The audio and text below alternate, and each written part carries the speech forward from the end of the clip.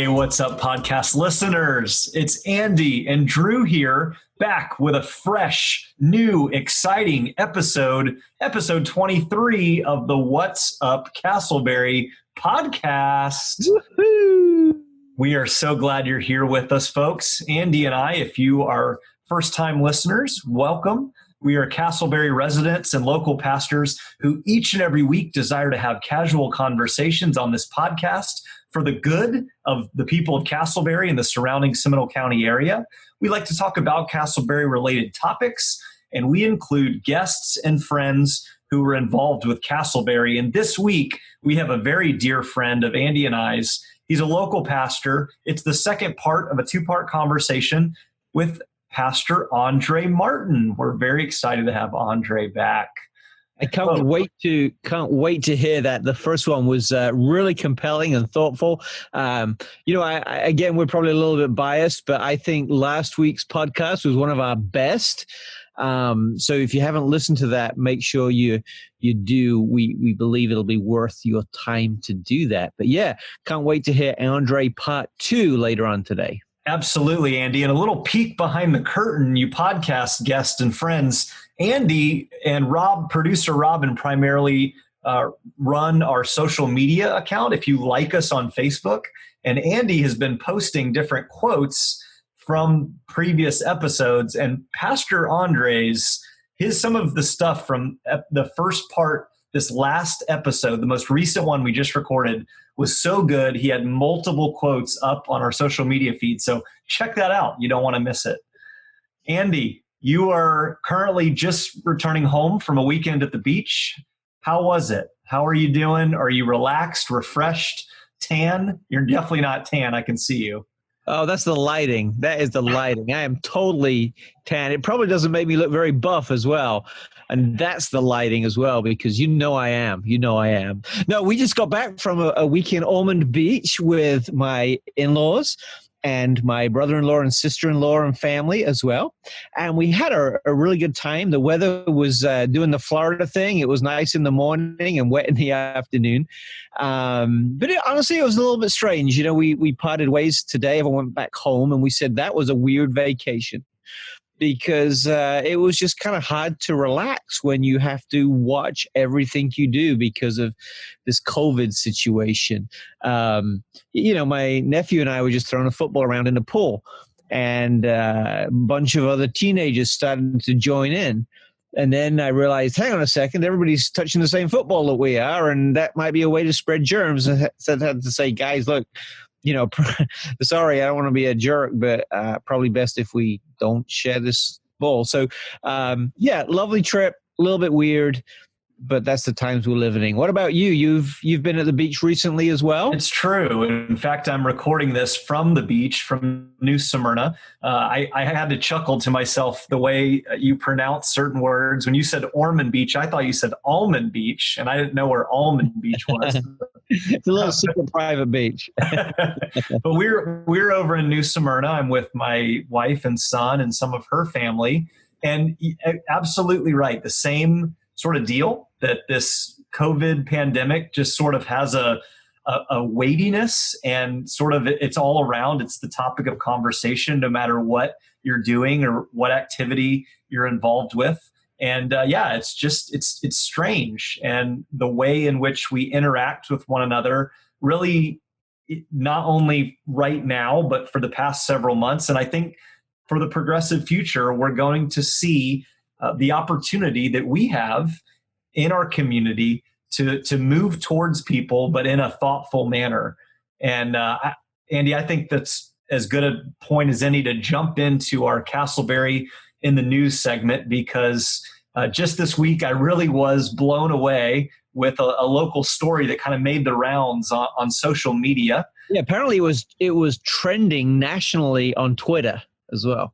Wow. Interesting. Well, folks, we like to cover just local things that are happening in Castleberry and the surrounding area. And if you saw, there was discussions of masks, right? This seems to be the topic du jour this week, this month, the last few months of what do we do? There's science and conversation and articles on seemingly all sides of the debate do we wear a mask or not? Well, here locally in Sanford, there was an organized protest. Now, I heard, at least through the grapevine, I don't know anybody personally that attended, but I heard there was about maybe 80 or so individuals. Maybe there was more, maybe less, but there was a protest regarding the decision laid down for Seminole County that in a public setting we are required to wear masks. Andy, with so much going on, people going across the gamut regarding their feelings involving masks, why is this such a divisive issue? Help us understand and maybe speak some truth or a good word into this subject. Yeah, I think the divisiveness of this issue is just a symptom of a divided society. I mean, I think if you look at this issue logically and graciously and thoughtfully, it's got to be one of the most stupid protests that has probably happened in Seminole County in a long, long time. And believe me, I believe Seminole County has a rich history of of protests that aren't really doing anything. But I did know someone who went on the march and had a conversation with them and just shared with them kind of my two thoughts, which are, one, it is common courtesy to wear a mask, right? There is a little downside of wearing it and a lot of upside of wearing it. So it just makes sense to wear it. And secondly, nobody has led through a time like this before, right? And I've led my organization, you're leading in yours, and it's not easy. It's hard. And so I find myself needing to give a lot of grace to people and asking for a lot of grace from people as well, because this is uncharted water. This is unprecedented. And so when I see people arguing against people who are trying their best for something that is really quite easy, it just kind of rubs me the wrong way. Honestly, might get myself in trouble for this, but I was embarrassed that this happened in Seminole County. Fully support our leaders, fully support the need to wear masks. Yeah, that's well said. And I think you hit the nail on the head specifically regarding this is uncharted territory. We are in a pandemic, the likes of which our modern society has not experienced before, particularly in America. And when there are decisions that are made that affects the whole, there comes a really challenging time in which we have to make the decision individually of, am I going to do what's best for me or what I prefer, or am I going to do what's best for the whole? I have found, even in my own experience, so listeners, I have tested negative for the COVID-19 coronavirus, but I was in the realm of somebody who tested positive.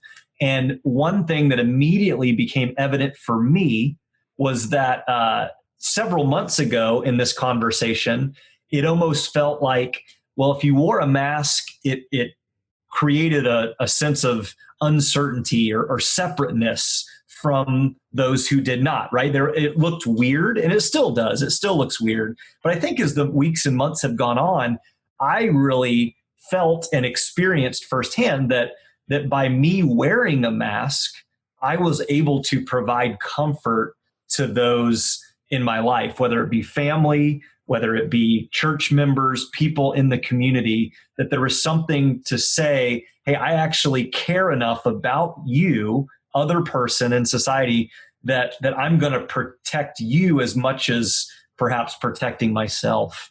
And I think that's exactly right. It's all about protecting other people, and masks are a way to do that. In our elevator at the hotel, I forget all the stats, but if COVID carrier with no mask to healthy person with no mask, the chances of transmission are pretty high. If one of those people, just one of those people has a mask on, the transmission rate drops to just 5%.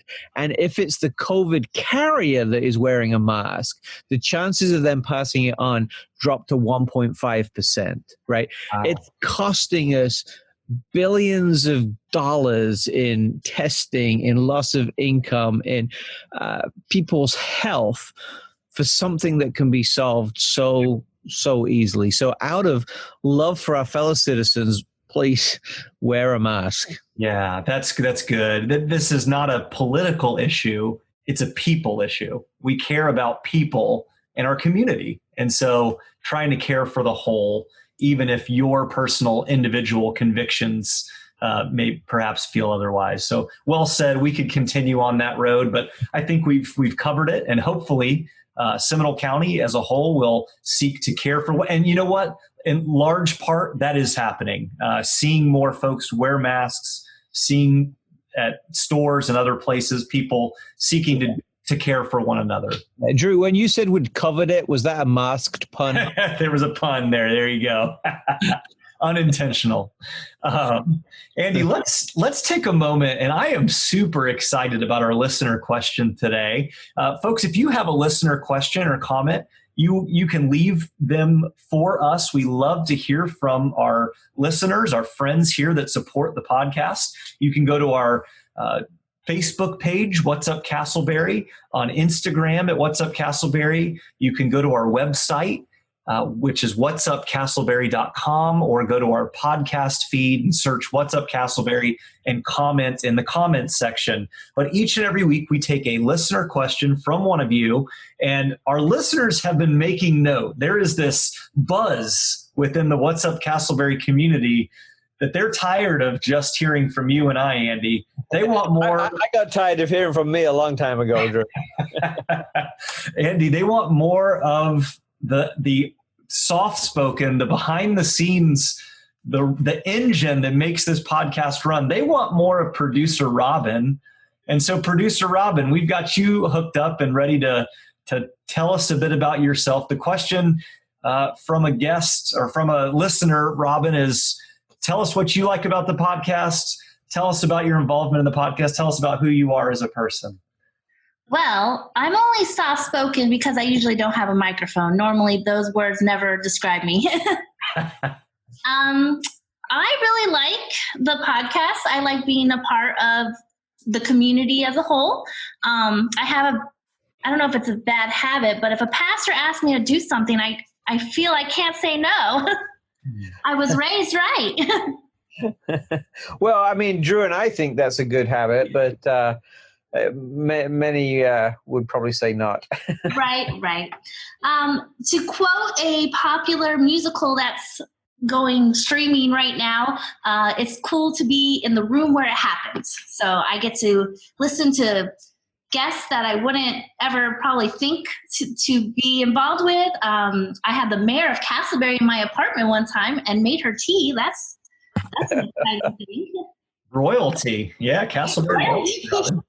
Great. Is that what she made? Royalty? Just regular tea, but we'll just call it royalty. So is that, Robin, is that your highlight to this point, being besides hanging around awesome pastors like Andy and I, getting to have tea in your apartment with the mayor Glancy? That is up there. And last week and this week's conversation with Pastor Andre was like just so informative and entertaining. So awesome. It's just, like I said, to be in the room where it happens. Robin, before we move on and finish up the question, let me give the listeners a little bit of insight. Can you share with our friends how they can follow you on social media, because they need to see your special pet? Yes. Disclaimer, if you're afraid of reptiles or snakes, probably don't want to follow me. But I have a pet ball python that I've had since I was 16 years old. So I've only had him for a few years. Just kidding. I've had him for like pretty much half my life. And I post lots of pictures with him. His name is Shady.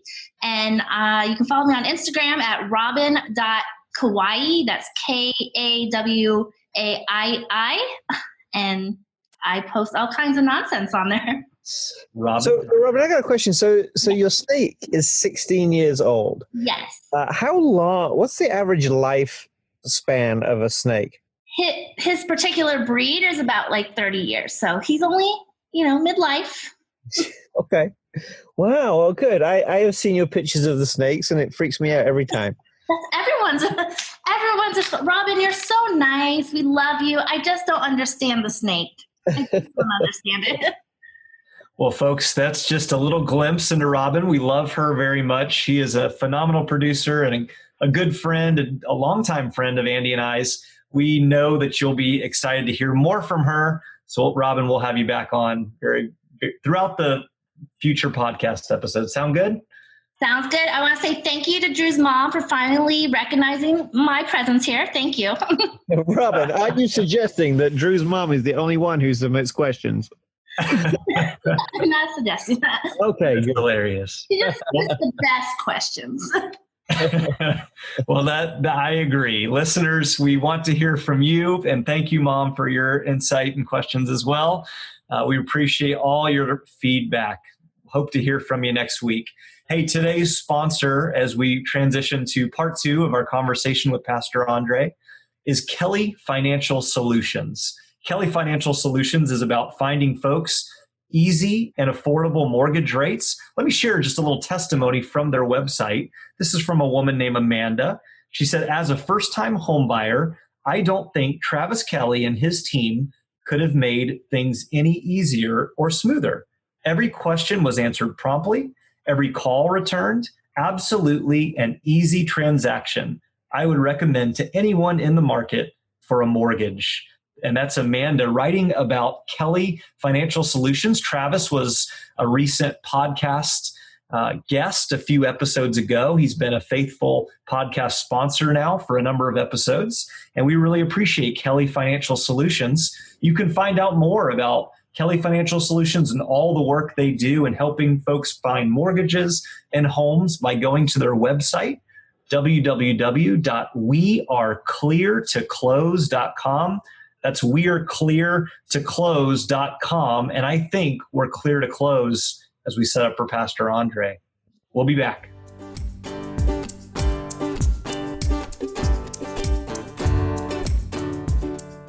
All right, welcome back, listeners. We are excited that once again we have Pastor Andre Martin with us. He was here last week. If you missed last week's episode, you can go to our website, www.whatsupcastleberry.com, and listen to that episode, or just look back on your feed and catch up there, because that was a don't miss episode with some of the things that Andre said. One of the things we said last week is that you have a full schedule. One of the things we didn't mention last week is that you are a chaplain for our police department as well. And so you are constantly, Andre, juggling all kinds of responsibilities. What are some personal leadership habits and disciplines that you have in your life to maximize your time and fulfill your responsibilities and make sure nothing crashes? Well, I have this thing. It's an old thing, but it's a new thing called the 24-inch rule, where you have 8 hours of work, 8 hours of play, and then 8 hours of sleep. And so I don't keep to that specific allotment in detail, but a lot of it has to do primarily with character development and consistency. One of my quotes that I like to communicate with some people that I'm leading and working with is consistency. A person with average intelligence and consistency will always beat an undisciplined genius. That's right. My life says that a dumb person with consistency will get you somewhere too. Yes. And so I am Mr. Consistency. Yeah. Mr. Consistency. So definitely being consistent and then having integrity. There's this book that Dr. Miles Monroe wrote several years ago that was talking about character and integrity, and how integrity is really who you are behind closed doors. And, a lot of us have skeletons. Some skeletons are coming out the closet. You may even see a foot right there. But I think that it is very imperative for leaders to really walk the walk and talk the talk. If you do what you say that you're going to do, then even when storms come your way, you can really deflect a lot of the craziness that's going on out there. And so, consistency, integrity, and then being prepared. You have to study your craft. You cannot just wing it. You have to work very hard in order to really be able to tell people what you know and express yourself in a very intelligent manner. So I pride myself on those principles in regards to leadership and demonstrating those things before people, and then casting a vision first. The vision should be large enough that you cannot accomplish it yourself. And so those visions keep me up at night. It's very uncomfortable at times. Sometimes it brings you to tears, but it's still necessary because it's for the future. And so that's what motivates me, and that's how I keep it going. It's funny, as you were saying that, I see each of those things within you. Integrity, your character, it reflects through you and it rubs off on others, your consistency, and the fruit and the success of that. So I see that principle at work in your life. Well, and one of the things, Andre, that I admire about having attended Divine Truth Center, a Christian center, a few times. I always forget the word Christian there. Got to get that. Divine Truth Christian Center. Yeah, please do, Pastor. Is the amount of younger individuals in your congregation. And so really it's clear that you have just a ripe harvest of folks that are kind of growing and learning under your head. Yeah, it's a different dynamic. I'm a Gen Xer. I missed the millennial. I cut off by 5 years, so depending on what calendar that you look at. But we have definitely have a younger demographic in our church. We have a couple of boomers that are in there, but mostly everybody is just starting out their lives, their families and whatnot. And so they have what I would call a different set of issues to speak to. Now, I can talk cross-generationally, and I have, but it is a unique element that's there. They're definitely very active. They also have a tendency to sometimes be a little bit more isolated. So to bring them from out of their shell is an important thing, to have good interpersonal and social skills. And we see that even right now when it comes to all of these things that's going on during this pandemic. And so they want a reassuring person that's consistent, that can also speak to them on that level and have the technical savvy, if you will, if I would use that as a word, to actually be able to connect with them throughout the week and not just on the weekend. Right. And having the ability to move in different camps and speak to different age range and groups, that's so important.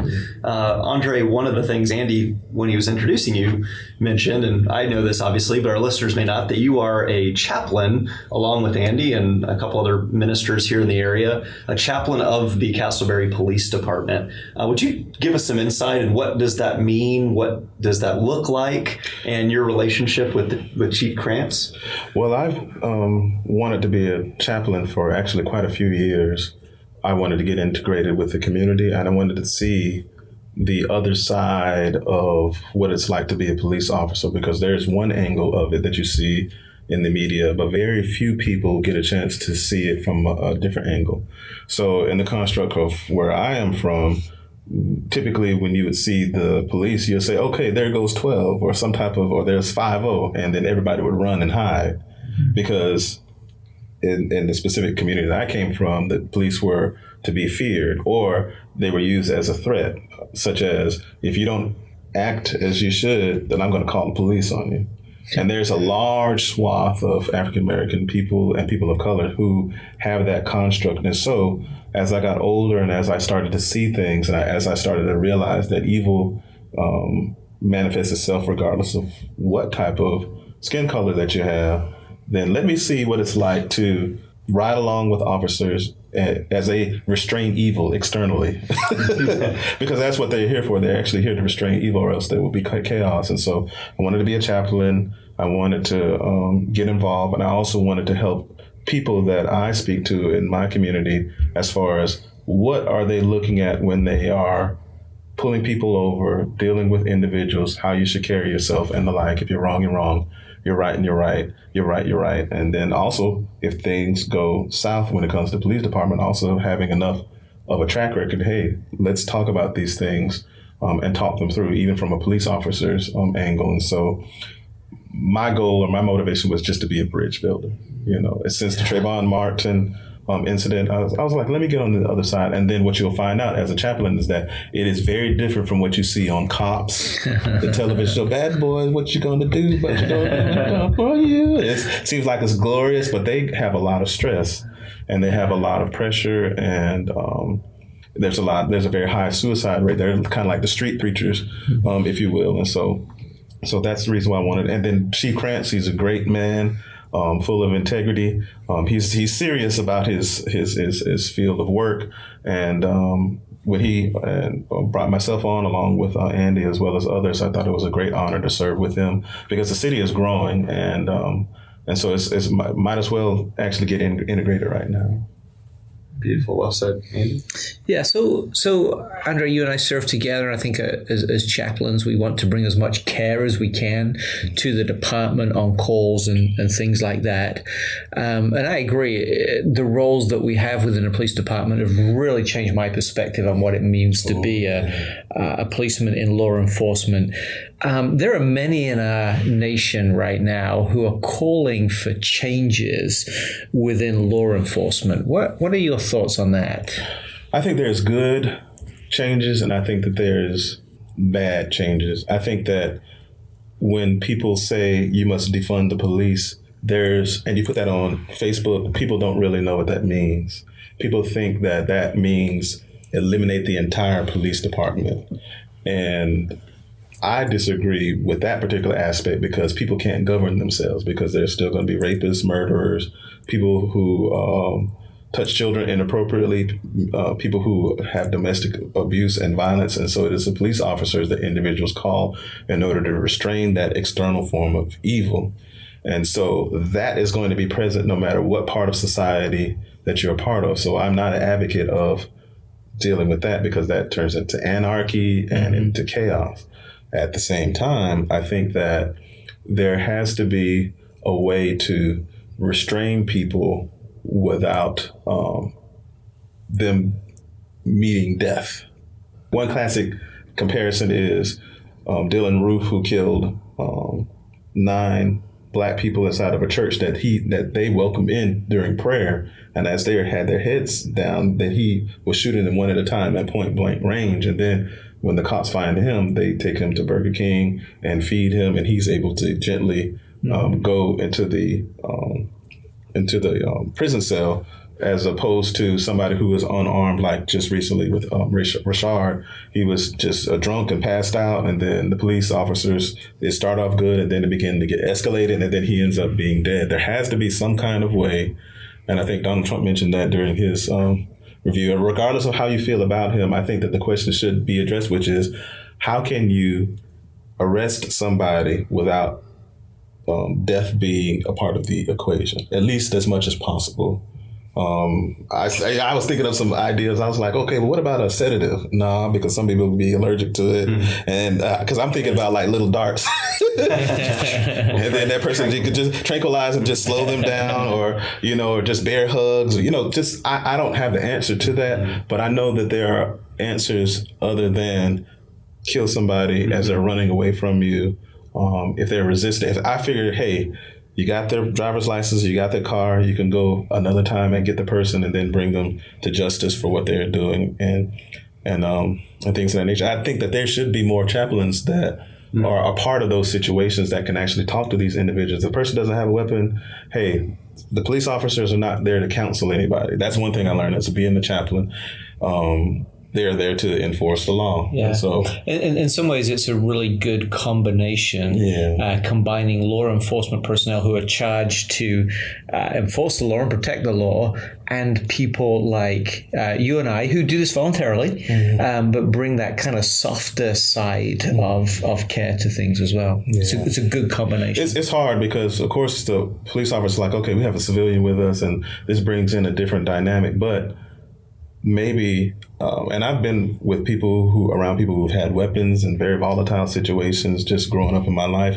And I think that there's many instances where you can de-escalate specific things. Now, if the person then still doesn't listen, then you take it to the next step. And so I think that the whole process, when I saw the whole video, it started off okay. But then once the gentleman pointed the taser back, and at the police officer, and the police officer saw that and then let off some rounds into his back that really didn't sit well.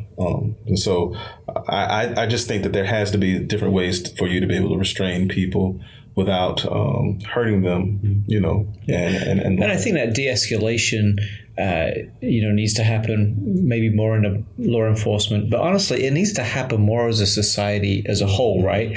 I mean, we just get so amped up and angry so quickly, right? Yeah. Someone says a simple comment and we're offended by it, and we just escalate so quickly. It's almost like as a culture, we need to learn de-escalation. Cancel culture, yeah. It's like, and I think some of it is good to eliminate certain things, and there should be no questions about it.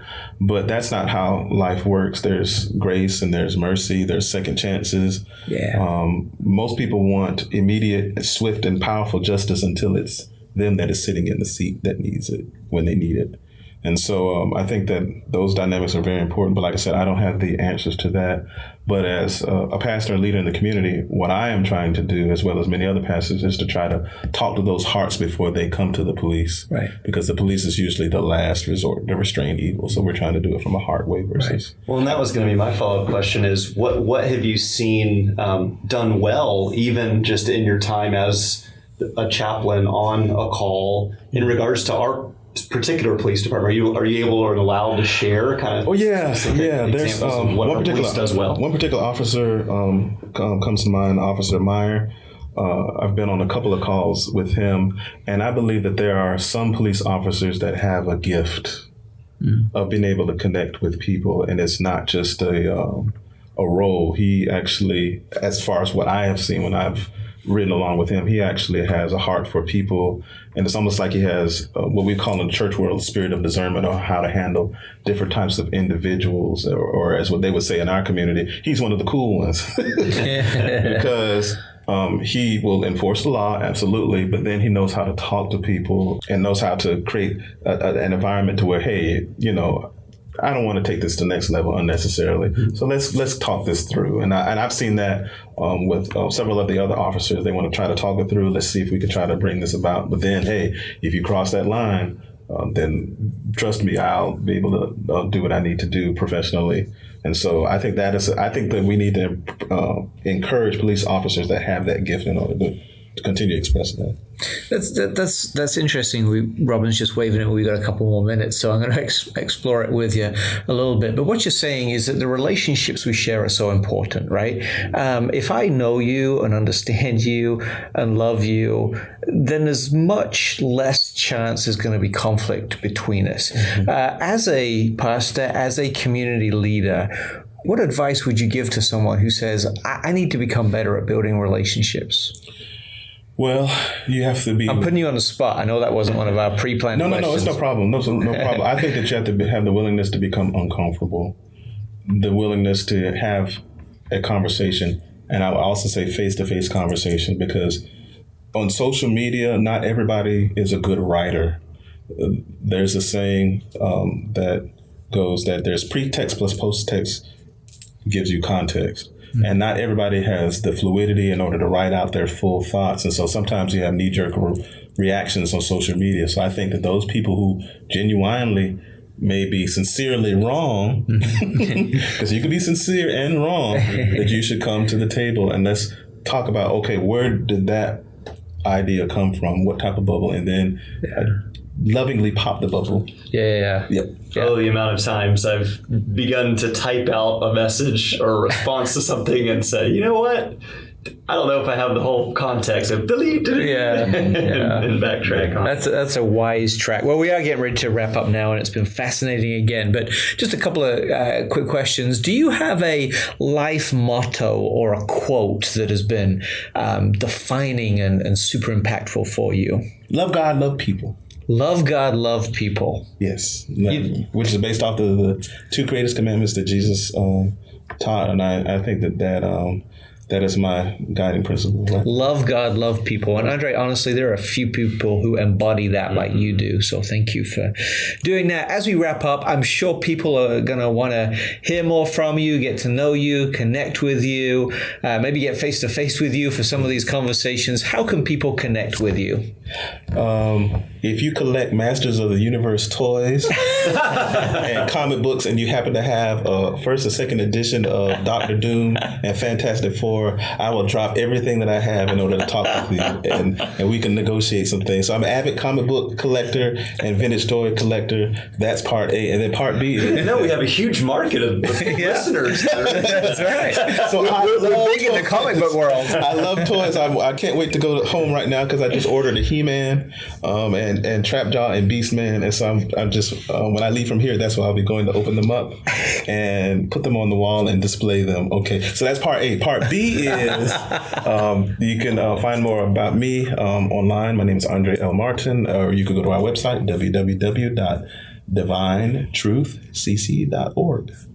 Thank you. And you're on Facebook and Instagram and that kind of stuff? Divine Truth CC is the, what is the handle? I think so. Yeah, the handle, the Twitter You're such an old man. Yeah. You don't know all these cool hip terms. Yeah, I don't have You're TikTok. such an ex. No TikTok. I don't have my TikTok. I don't do TikTok. Our listeners. Yeah, I don't Comic have book TikTok. collectors and So I'm starting to get into that realm of I can't keep up with everything. My son, he has a TikTok. My max is Instagram. I am on Instagram as Divine Truth CC, and you pretty much see things uniform because I just share what I. Yeah. And your podcast is Soul Therapy Live? Soul Therapy Live on Buzzsprout, different platforms. You just type in Soul Therapy Live, and if you see a gentleman with a hat on and glasses with two dimples and a sneaky but sinister but loving smile, that is me. That is you, the loving smile. Don't forget that. Well, Andre, thank you for joining us. You are a He-Man in Castleberry, using your strength and your integrity to make our community better and our relationships deeper and the relationships we share stronger. So thank you so much for being with us. Thank you for sharing your heart and your insights. And we look forward to journeying with you together into the future. Thank you. He-Man. He-Man, the Masters. All right.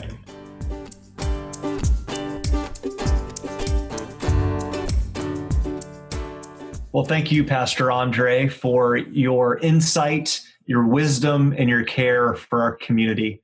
Andy, you've got big shoes to fill as normal, providing us with an inspirational moment for this particular episode. Can you give us a charge and encouragement as we leave and return for another week? Yes, sir. A quote today comes from Thomas Carlyle, who said, "Go as far as you can see, and when you get there, you'll be able to see even further." Let me say that again because it's so good. Go as far as you can see, and when you get there, you'll be able to see further. And that quote reminds me a lot of Pastor Andre's life, right? As we've heard his story. He did what he needed to do, and when he got where he needed to be, he saw that there was a lot of opportunity and a great vision before him. And so he walked into it. When he was there, he saw there was another one and another one and another one. And I think that is kind of how we expand our life and our story and our adventure as we walk by faith. We walk to where we can. We go as far as we can. But when we get there, we don't stop and retire, right? And say, oh, we have made it. We say, what's next? And as we say, what's next, there's even more ahead for us. I think that's one of the great things about what it means to be a person of faith, that there are always greater things ahead, far, far greater things ahead than ever there were before, I believe C.S. Lewis said. But we're not talking about C.S. Lewis. Here's the quote: "Go as far as you can see. When you get there, you'll be able to see further." Well said, Andy. And that is just a little nugget for you, podcast listener, as you go from this place, go out into the community, be encouraged, and keep moving forward. We hope you've enjoyed this episode of the What's Up Castleberry podcast, a casual conversation about our community. This podcast is produced by Robin Kepi and James Bittner, music by Jeremy Birdsall, graphics by Christian Moscoso. For more information, please check out our website, That's whatsupcastleberry.com, our Facebook page, Instagram, or podcast feed, all with the name What's Up Castleberry. We'd love a like and a 5-star review. Leave a comment, leave a review, and we'll see you next week. Have a great week, everyone.